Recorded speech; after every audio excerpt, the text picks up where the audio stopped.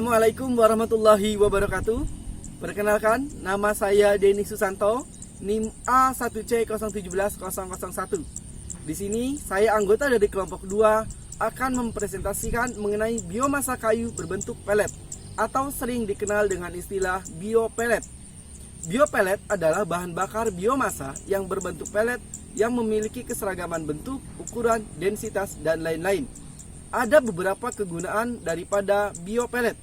Yang pertama sebagai energi ataupun pemanas di dalam rumah tangga, energi dapur untuk memasak, energi pembangkit tenaga listrik, energi yang ramah lingkungan, dan juga bisa digunakan untuk menurunkan emisi karbon. Beberapa tahun terakhir ini, energi merupakan persoalan yang berdampak besar bagi perekonomian dunia.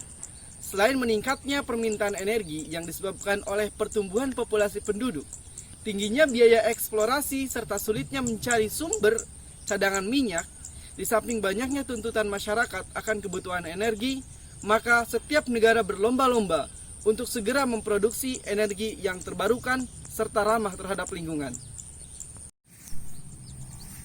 Pertumbuhan biomasa kayu pelet telah melampaui harapan banyak orang dan sedang dalam perjalanan untuk menuju menjadi salah satu bahan bakar hijau utama masa kini dan juga masa depan. Pelet diproduksi dalam bentuk dikompres dari hasil kayu-kayu bekas, terutama limbah kayu. Pelet memiliki ukuran yang seragam dengan profil fisik yang solid, yang membuat sangat ideal untuk dijadikan sebagai bahan bakar. Beberapa negara di dunia telah mengambil keputusan untuk penggunaan biomasa kayu pelet sebagai energi bahan bakar. Contohnya adalah di negara Swedia pada tahun 2009. Menurut Pellet Fuel Institute, premium kayu pelet ini merupakan kayu pelet yang paling umum di pasaran dunia. Harus memiliki kandungan abu kurang dari 1%, sedangkan standar diperkirakan sebanyak 2%. Kayu pelet memiliki tingkat kandungan klorida kurang dari 300 bagian per juta dan tidak lebih dari 0,5% dari denda debu. Limbah debu kayu pelet dapat dijadikan sebagai bahan pupuk organik. Ada beberapa bahan yang digunakan untuk produksi biopelet. Yang pertama adalah sisa dari pemotongan kayu, limbah industri kayu, limbah pertanian, dan limbah sawmill. Kemudian, untuk proses pembuatan biopelet ada beberapa tahapan. Yang pertama adalah menyiapkan bahan baku, kemudian sawdust machine, dryer, conditioner, pellet press, cooler, packing, dan kemudian produk siap untuk dipakai. Ada beberapa kelebihan dan juga kekurangan dari penggunaan pelet kayu sebagai bahan bakar. Yang pertama, dari kelebihannya, pelet kayu ini menghasilkan emisi yang lebih rendah dibandingkan dengan jerami ataupun sekam padi, dan juga dapat menghasilkan panas pembakaran yang lebih tinggi dan memiliki kalori yang lebih tinggi. Kemudian untuk kekurangannya adalah memiliki nilai densitas yang lebih rendah dan juga nilai kalori yang rendah. Karakteristik biopelet.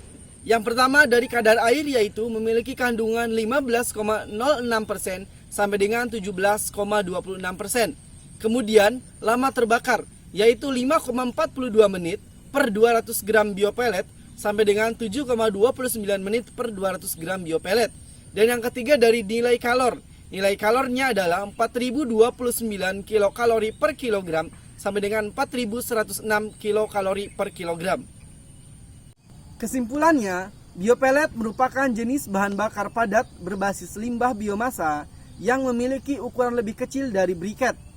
Bentuknya standar dengan diameter 6 hingga 8 mm dan panjang yang tidak lebih dari 38 mm.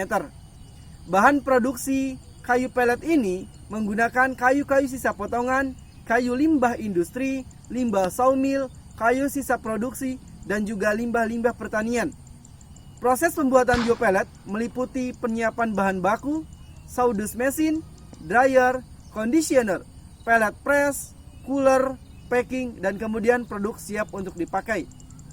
Kelebihan dari pelet kayu ini menghasilkan emisi yang lebih rendah dibandingkan dengan jenis jerami ataupun dari sekam padi dan dapat menghasilkan panas pembakaran yang lebih tinggi.